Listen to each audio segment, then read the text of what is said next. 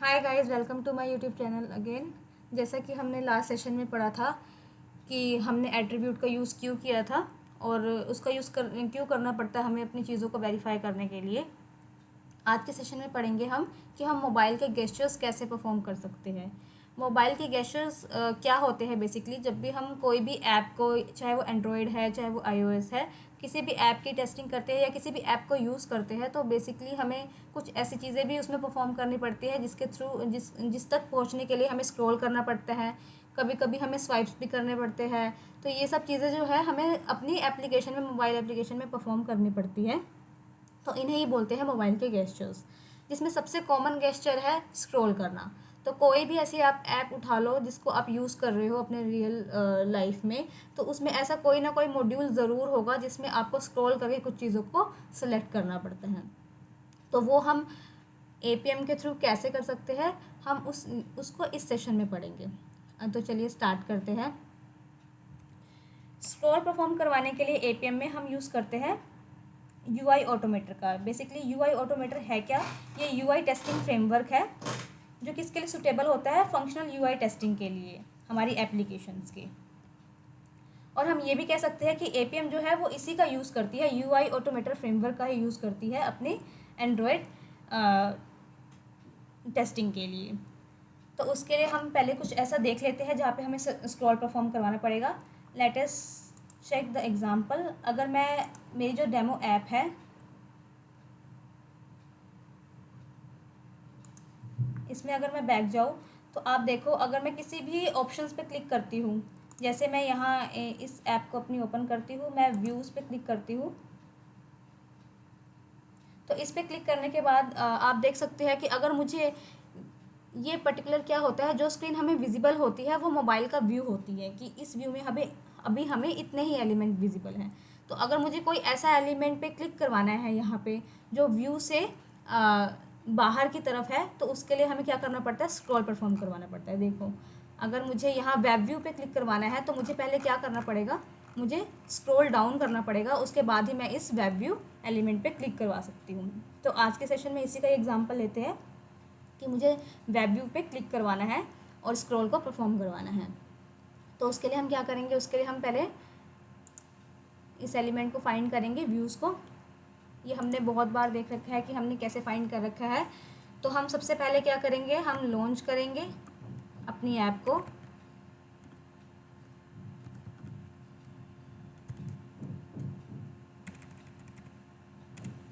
मैंने first test को extend कर रखा है और लॉन्च ऐप। तो अगर मैं अपने स्क्रॉल में जाऊंगी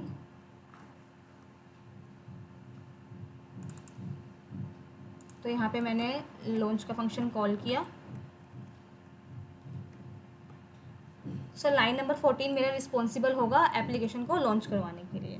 उसके बाद मुझे सेम एलिमेंट को फाइंड करना है। उस व्यू के पास एक्सेसिबिलिटी आईडी थी और वो आईडी क्या है, व्यूज़। मुझे पता है क्योंकि मैं बार बार ऑटोमेट कर रही हूँ इन सारे एलिमेंट्स को, तो मुझे आईडीज़ जो है वो याद हो गई है। अगर आपको जाके देखना है तो आप अपना एपीएम इंस्पेक्टर ओपन करके इस पर्टिकुलर एलिमेंट को इंस्पेक्ट करके देख सकते हैं। तो हमें सबसे पहले क्या करना है, लॉन्च करने के बाद इस व्यू पे क्लिक करवाना है। क्लिक करवाने के बाद मैं थोड़ा सा स्लीप देती हूँ, स्टैटिक वेट। उसके बाद क्या करना है, उसके बाद हमें स्क्रॉल परफॉर्म करवाना है।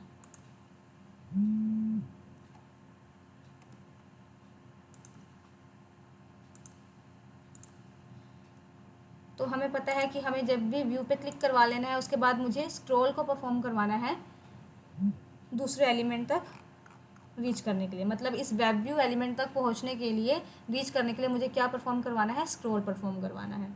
तो मैं क्या करूँगी कि इस पर क्लिक करने के बाद थोड़ा सा हम वेट देंगे। वेट मैंने दे दिया। उसके बाद अगर आप गूगल पे जाए, गूगल पे जाके आप देखिए हाउ टू, आप लिख दीजिए simple how to perform scroll in APM. तो आपको जो पहला लिंक मिलेगा आप उस पर जाके देख सकते हैं कि स्क्रॉल परफॉर्म करवाने के लिए बेसिकली हमें यहाँ पे कोड मिल जाएगा स्क्रॉल परफॉर्म करवाने का, जो कि ये है। Driver dot find element by UI ऑटोमेटर। सो ये लाइन ऑफ कोड हमें मिल जाएगा अपना स्क्रॉल परफॉर्म करवाने के लिए। तो यही कोड मैंने कॉपी कर रखा है और मैं इसको यहाँ पे पेस्ट कर देती हूँ।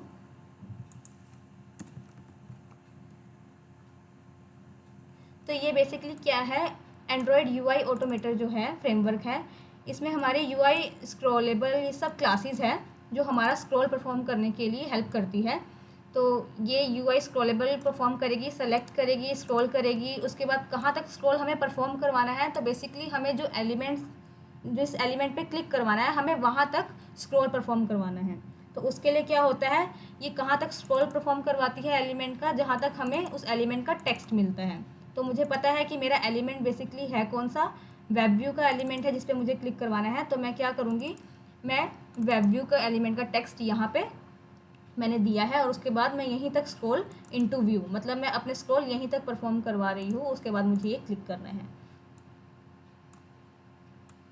तो यहाँ से ये हटा देती हूँ मैंने ये कोड पहले से ही एक क्लास में, अलग क्लास में रखा हुआ है।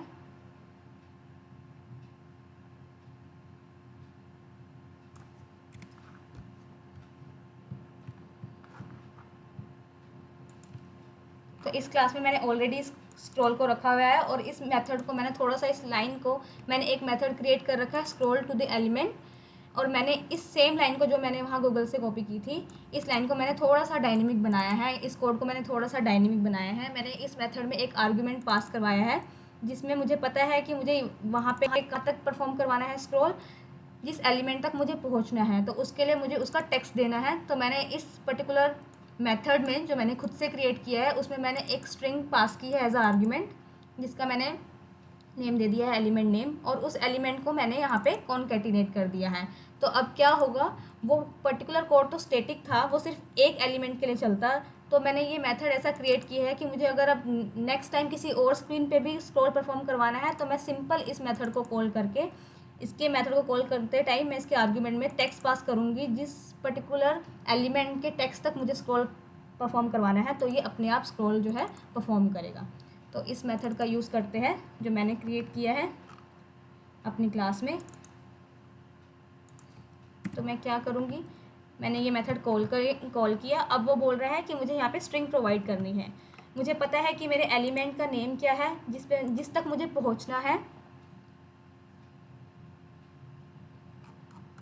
वो है वेब व्यू। सो इसका टेक्स्ट मुझे विजिबल है वेब व्यू, तो मैं वही टेक्स्ट यहाँ पे भी डाल दूँगी, वेब व्यू। उसके बाद मैं थोड़ा सा स्लिप दूँगी ताकि जब स्क्रॉल हो तो आपको विजिबल हो। उसके बाद मैं क्या करूँगी, मेरे को सेम एलिमेंट तक पहले स्क्रॉल करवाना है। अगर हम अपना मैनुअल टेस्ट केस भी परफॉर्म करते हैं तो हम क्या करते हैं, हम पहले स्क्रॉल परफॉर्म करवाते हैं, उसके बाद ही हम किसी चीज़ पे क्लिक करते हैं। तो मैंने स्क्रॉल परफॉर्म करवाया, स्क्रॉल परफॉर्म करवाने के बाद मैं सेम एलिमेंट पे क्लिक करवाना चाहती हूँ। तो मैं क्या करूँगी, driver dot find element by accessibility ID. इस एलिमेंट के पास भी एक्सेसिबिलिटी आईडी है वेब व्यू। और उसके बाद मैं क्या करूँगी, इस पर क्लिक परफॉर्म करवाऊँगी और उसके बाद थोड़ा सा वेट देके, ताकि जब क्लिक हो तो आपको विजिबल हो।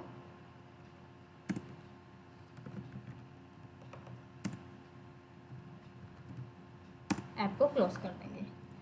तो ये मेरा छोटा सा कोड जो है मैंने यहाँ पे लिखा है गेस्चर परफॉर्म करवाने का, स्क्रॉल का गेस्चर परफॉर्म करवाने का, जिसमें ये स्क्रॉल टू द एलिमेंट जो मेथड है ये मैंने क्रिएट करा है, जिसमें मैं सिंपल सा काम कर रही हूँ। जो भी मैं टेक्स्ट यहाँ पे पास करूँगी उस टेक्स्ट तक के एलिमेंट तक वो स्क्रॉल परफॉर्म करवाएगा।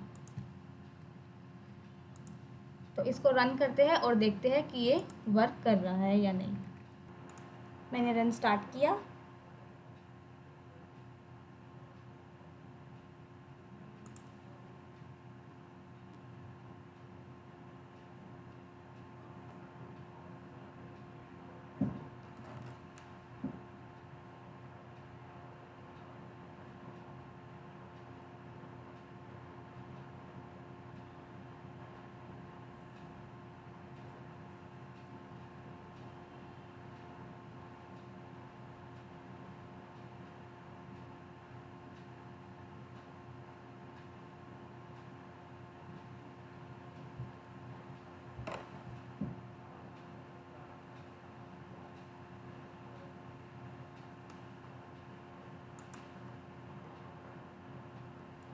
ये ऐप ओपन हुई।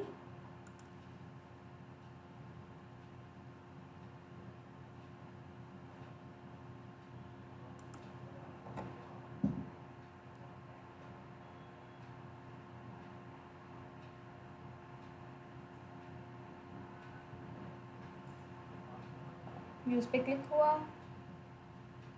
और अब यहाँ पे आप नोटिस करेंगे वो तब तक स्क्रॉल परफॉर्म करवाएगा जब तक उसको पर्टिकुलर एलिमेंट जो है वो नहीं मिल जाता, मतलब उसका टेक्स्ट नहीं मिल जाता।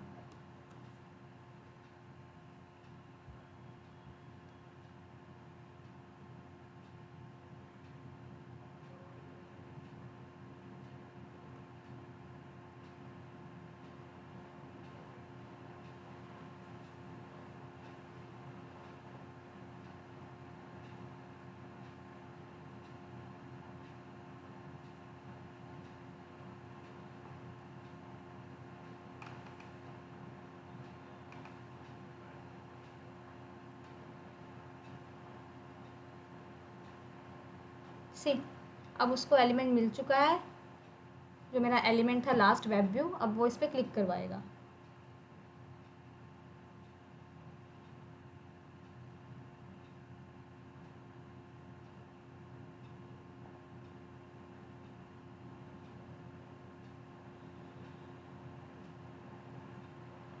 और क्लिक करवाने के बाद ऐसा सा व्यू ओपन हुआ है।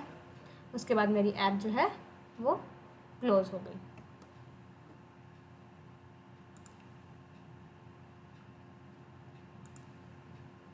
तो मोबाइल के ऐसे ऐसे गेस्चर्स जो है वो हम with the help of UI automator perform करवाते हैं।